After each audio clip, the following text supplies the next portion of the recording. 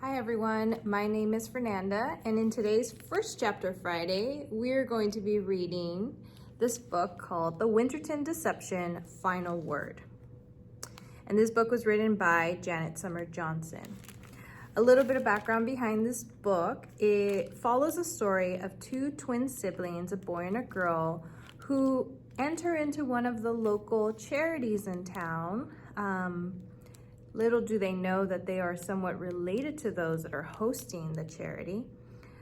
They're going through a little bit of hardship. Their mother is about to lose her job and they're facing a possible eviction from the motel that they're living in.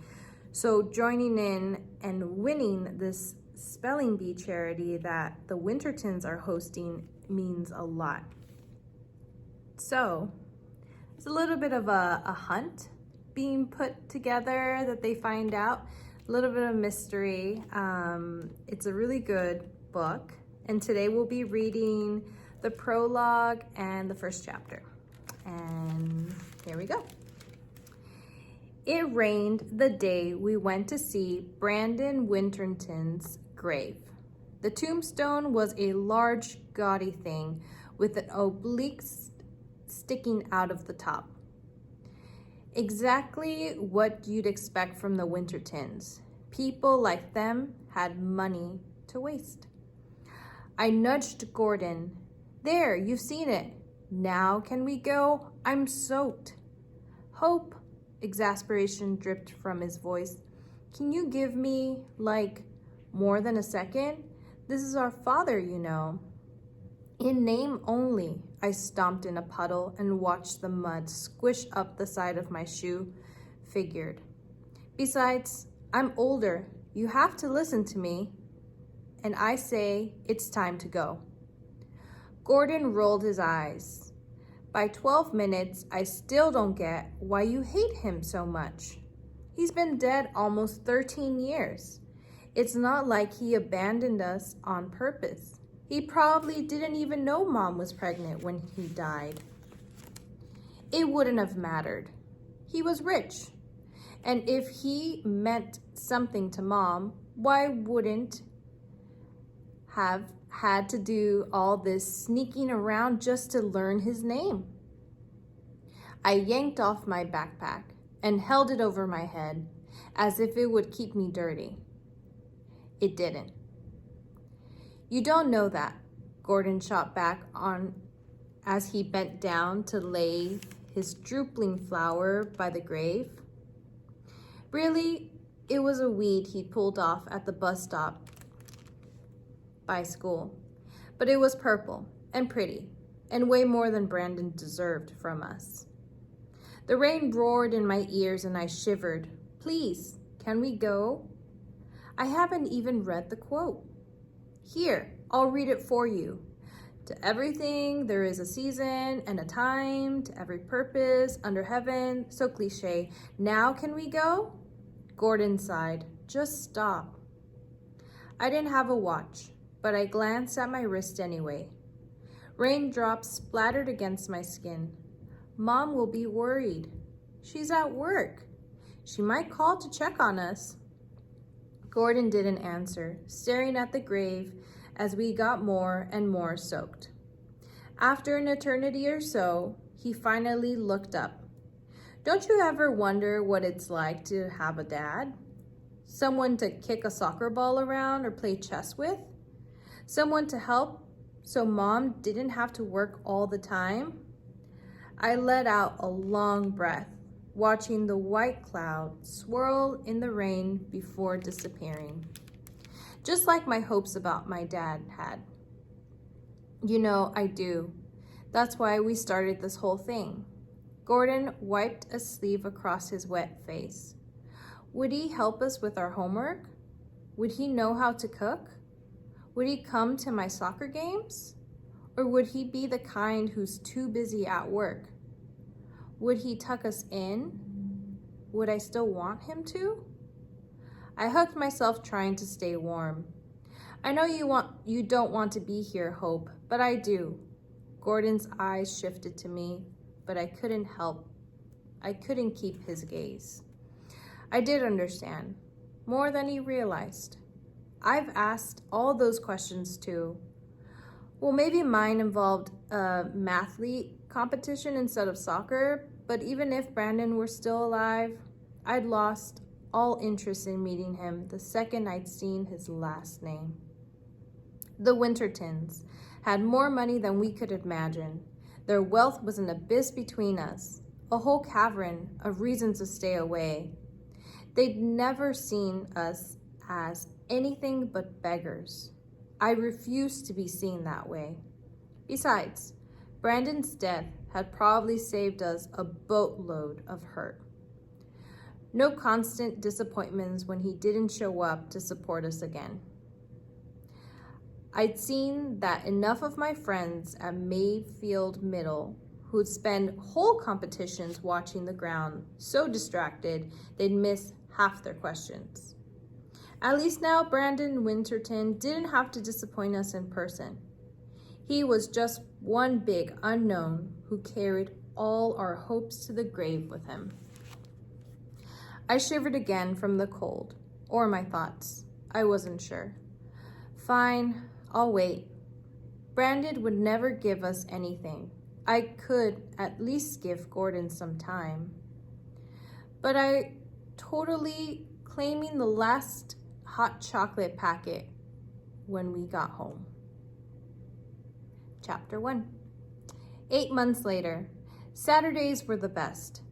But Saturdays Mom had off were even better. Unicorn Saturdays. Gordon and I let Mom sleep in while we secretly worked on a big breakfast. Our motel apartment was just one room, so it was never really a surprise. But Mom always acted like it was. And it wasn't actually that big, pancakes and cereal, but it felt big. Maybe because we were together, 3 of us, sitting at the table, a family. I made the pancakes while Gordon mixed up the syrup. Maple flavoring, water, and sugar all boiled together in the microwave. He clicked the TV remote and the local news filled the room. I hissed at him to turn it off before it woke Mom. I want to hear this, he snapped. He'd been snapping at me a lot lately. A man with fake blood hair and Hollywood teeth smiled at the camera. I don't come from the Winterton wealth, so I could care less. Could care less? I muttered, stirring the pancake butter harder. Kids were all shocked to be completely cut out of the will. Furious. The lawyer tried to give them letters written by the old lady before she died, but they all chucked them in the fire. The only unified thing I've seen from them in years. The banner at the bottom of the screen identified him as Bob Birch, husband to Eleanor Winterton. I was sick of hearing about the Wintertons. But between the recently deceased dictionary, Jane Winterton cutting her kids out of her will and the upcoming Winterton bee, it was all anyone talked about. Even now the news cut to an image of her. I must have been taken recently. Soft silver hair framed her thin, wrinkled face, but her smile didn't reach her eyes. The cold, steel blue gaze seemed to look through you, even in photos. The news anchor continued. The 25th annual Winterton Spelling Bee promises to be the event of the year. What used to be a private family affair turned public almost 15 years ago when James Winterton hosted a public spelling bee to raise funds for the Mayfield Foster Care Coalition. The scene cut to a shot of a snotty-looking man in wire-rimmed glasses. The banner read, Fitzwilliam Winterton, oldest son of Jane Winterton. But I didn't need the caption. I know that. Mom started the spelling bee when I was 15. Eleanor got a bad score on a spelling bee test and Mom was humiliated, understandably. She proposed the family bee as a fun way to practice and it became a yearly tradition. We were ready to end it when our father had the idea of extending it into a community fundraiser. As a Winterton, I'm proud of the good it's done for so many. I rolled my eyes. Fitzwilliam probably had no idea who their fundraiser had helped. The news anchor droned on a footage from last year's bee plate. From the beginning, James Winterton envisioned this event as a way to bring families together. The rules of the qualifier required all entrants to compete as a family. In its broadest definition, no individual spellers allowed. The entire winning team got the chance to join the family's private spelling bee, which in past years has been broadcasted live from the Mayfield Convention Center. The bee has grown each year and has supported hundreds of foster kids throughout the region. This year, with the prize jumping from $10,000 to a whopping $500,000, the qualification bee has had a surge of applications despite the hefty $100 entrance fee. But in a surprise announcement, the Winterton Corporation has closed the family bee to the media and moved the event to the Winterton chalet. We asked Bob Birch what his family thought about these changes. It's ridiculous. It should be held at the Mayfield Convention Center like always. At Winterton, there won't be an audience. And we'll all be stuck together for a week. You can just imagine how that go. It'll put odds on at least one family leaving early. But Jane always did like to be in control, apparently even from the grave. Gordon kept his eyes glued to the screen as he popped the syrup bowl into the microwave. You know, the Birches have 4 kids.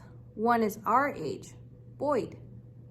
Of course I knew. Despite my protests, Gordon obsessively inhaled every news story about the Wintertons and then talked nonstop about them, as though his constant onslaught would change my mind. Did you know he plays soccer? He's a forward like me. I regretted our decision to sleuth out our dad more every day.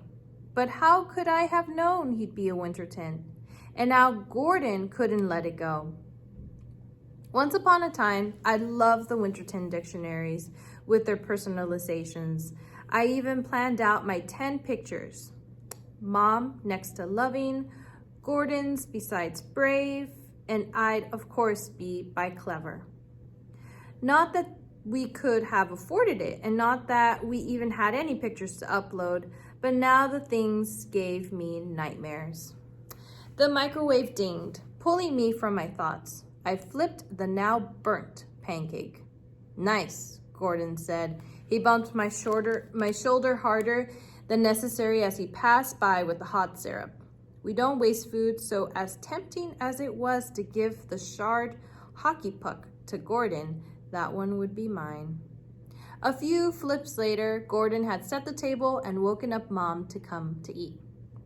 She stretched. How did I get so lucky to have 2 such amazing kids?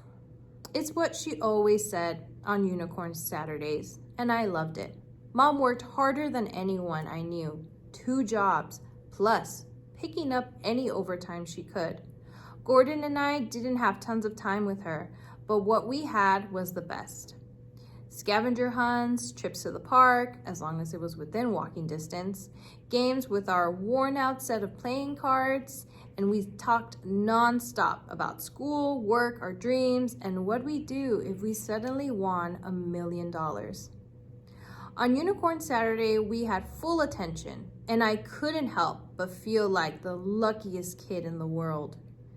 We said a quick prayer over our food and dug in. I poured as much syrup as I dared over my burnt pancake, saving the unburnt one for after. So, Mom clapped her hands, I may have squirreled away enough change to quart a Mix Masters ice cream for after our scavenger hunt. Gordon stuffed a huge bite of pancakes into his mouth before speaking through his food. Awesome! Winner gets the leftovers. I cringe. Gross, Gordon. No one likes seafood. Mom dabbed a bit of syrup on her chin. She's right, but I don't know. What do you think of his plan, Hope? I held up my fork. Fine by me, because I'm totally winning this time. My brother had won the last 3 competitions, which meant no one had beaten him in months. Today would be different. Ha, I'd like to see that. Gordon snatched the no-name marshmallow something or other carton where there was a knock on the door. We all froze. The last time anyone had knocked, 3 months ago. It hadn't been a welcome surprise. That had been a unicorn Saturday too. Miss Emma Summerhill had come to introduce herself as the new manager of the motel and to announce that Mom owed hefty back rent. Gordon and I had almost talked Mom into applying for nursing school. Since then, not only had she been working more hours at the motel, but we were working with her to pay off the debt. Mom gripped her fork and necklace and marched to the door. The charm was engraved with the words, "Be gone, foul beast." Maybe it would help her drive off any bad news. As soon as Mom opened the door, Miss Emma pushed past. "And a great big good morning to you, Betty," she called in her southern twang. The manager of the Mary Motel held a thick book in one hand and waved a letter in the air with the other. "Good morning, Miss Emma. Please come in," Mom said as she closed the door. I will, and boy, do I have good news for y'all." I sat up straight. Had the motel forgiven the back rent? Maybe some generous donor paid it off for us? Miss Emma paused, taking in each of us before her gaze landed on Gordon. "I have right here in my hand one Winterton spelling bee qualification registration, and can you guess whose name is on it?" "You got it." Gordon leaped out of his seat to take the envelope Miss Emma held out, then ripped it open while Mom and I watched dumbstruck with shaking hands. He began to read. "This certificate hereby guarantees the Smith family, comprised of Betty Smith, Hope Smith, and Gordon Smith, one slot in the Winterton Family Bee qualification round at North Mayfield. As such, they are certified eligible to win the $5,000 prize, as well as one of 2 non-family slots in the 25th annual Winterton Bee, which has an additional grand prize of $500,000. This certificate is non-transferable and non-refundable, blah, blah, blah." Miss Emma clapped her hands. "Isn't this wonderful?" Gordon jumped up and down. "I can't believe you did it." You know, I couldn't resist odds like that. I stared at the motel manager, trying to make sense of what was happening. "Your offer is very kind," Mom said, shaking her head, "but we can't accept. You'll have to give this to someone else." I nodded. I wanted nothing to do with anything connected to the Wintertons. Miss Emma jaw dropped. "Can't accept? Bless my heart. Why ever not? This ticket is non-transferable, you know." Mom wiped her hands down from her pajama pants. "We can't afford the entrance fee, and I certainly can't ask you to give us the money." "Give?" Miss Emma lowered her bright pink cat-eye glasses to peer at Mom before patting at her fake blonde hair. Her attempts to look younger weren't working. The wrinkles on her face announced her age old.